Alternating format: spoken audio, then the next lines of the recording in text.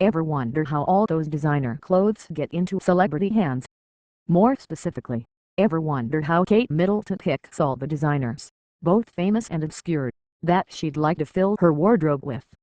We spoke with Katherine Hooker, one of the Duchess' go-to designers, to hear about the process, how Kate discovered her, how she picks her clothes now, and that question we all want to know: is it true that Kate does not accept free clothes?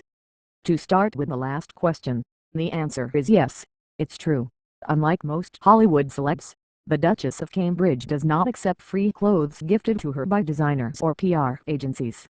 She doesn't take free clothes, and I've heard that from other people who sent her things, Hooker told HuffPost, walking us through her latest collection of coats last week.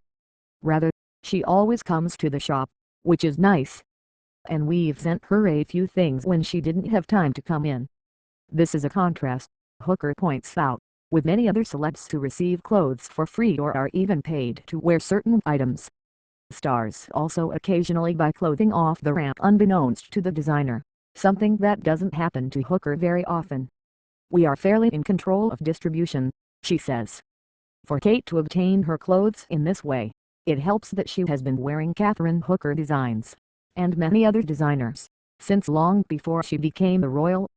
Her conservative fashion choices haven't changed much over the past years, Hooker says.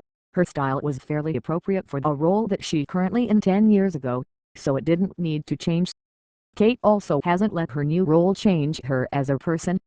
She's just an incredibly lovely person, says Hooker. It couldn't happen to a nicer person, as they say. The same goes for Middleton, who's also been wearing Katherine Hooker designs for years. She's also pretty conservative and classic, Hooker tells us, contrary to how the media contrasts her with her prim, proper sister.